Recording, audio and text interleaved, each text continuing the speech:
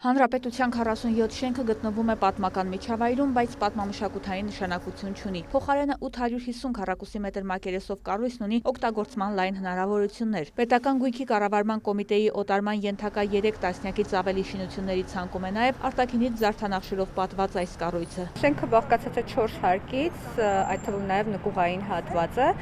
Տվյալ շենքի աճուրդ էլեկտրոնային աճուրդի հարթակով տեղի կունենա մայիսի 13-ին մեկնարկային արժեքը լինելու է 1 միլիարդ 504 միլիոն դրամ։ Պատմամշակութային նշանակության չէ, բայց ըստ կրթության, գիտության, մշակույթի եւ սպորտի նախարարության մեր գործընկերների ներկայացման գտնվում է պատմամշակութային միջավայրում եւ դրա հետագա կառուցապատումը կամ ձևափոխումը պետք է համաձայնեցվի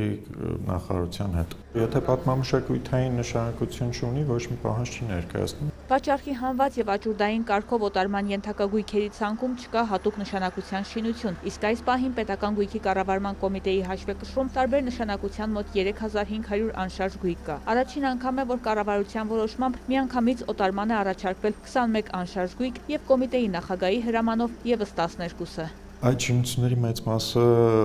չեն շահագործվում պետության կողմից եւ լրացուցիչ բավականին մեծ ծախսեր են առաջացնում իրենց պահպանման եւ հետագա շահագործման համար, իսկ շարունակական պահպանում չիրականացնելու դեպքում դրանք ել ավելի են մաշվում եւ ոչ պիտանի դառնում։ Այդ իսկ պատճառով որոշում կայացվեց դրանք ներկայացնել օտարման։ Օրինակ անցած տարվա ընթացքում օտարման է առաջարկվել 40 անշարժ գույք եւ վաճառվել է 16 միավորը։ Այս տարի կանխատեսում ենք, որ ավելի մեծ քանակի անշարժ գույքեր կօտարվեն, հաշվի առնելով նաև անցած տարեվերջին ընդունված նոր կարգավորումը, ըստ որի հաջողները չկայանալու դեպքում գնիչեցում է նախատեսվում։ Անցած տարեվերջին վաճառքի հանված եւ չօտարված գույքերը ներառված են նոր ցանկում։ Վաճառքի հնարավորություններն ավելի մեծ են հենց գնիչեցման քաղաքականության շնորհիվ։ Համաձայն որի, եթե առաջին անգամ աճուրդ անշարժ գույքի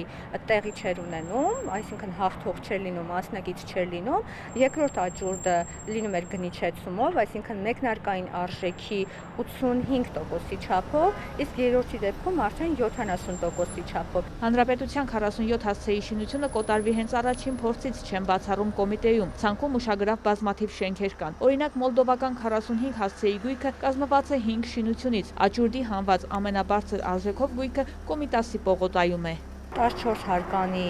շենք է, որի ընդհանուր մակերեսը շուրջ 15000 քառակուսի մետր է։ Դրա աճուրդը նույնպես տեղի է ունենալու էլեկտրոնային հարթակով e-auctions.am էլեկտրոնային աճուրդի կայքով։ Աճուրդը տեղի է ունենալու մայիսի 14-ին։ Կոմիտեն որոշում է կայացրել, որ նպատակային է շենքի օտարումը հաշվի առնելով դրա մաշվածության աստիճանը, շահագործմամբ ստացվող եկամուտների չափը եւ մի շարք այլ օբյեկտիվ հանգամանքներ։ Ամբողջ գույքերի գնահատված արժեքի համագումարը կազմում է 15 միլիարդ դրամ, որից միայն ամենաբարձր արժեք ունեցող Կոմիտաս 49.3 հասցեում գտնվող անշարժ գույքն է, շուրջ 5.5 միլիարդ դրամ, իսկ ամենամատչելին,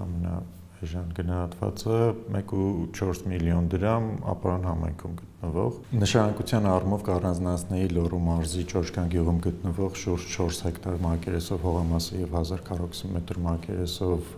շինությունները, որոնք նախատեսված են հանգստի համար,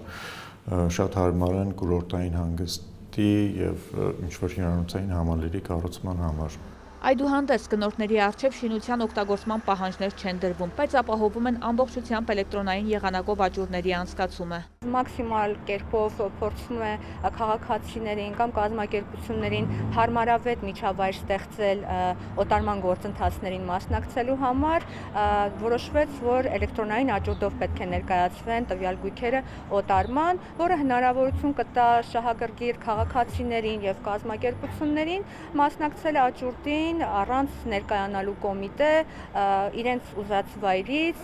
իրենց ուզած ժամին։ Էլեկտրոնային աճուրդի դեպքում մասնակիցները միմյանց հետ չեն շփվում, թեև տեսնում են հայտերի քանակն ու ընթացիկ առաջարկները։ Հաղթող ճանաչվելու դեպքում էլ դարձյալ ծանուցվում են էլեկտրոնային եղանակով։ Վարդուհի Արզումանյան, Ռաֆիկ Սողոմոնյան, լուրեր։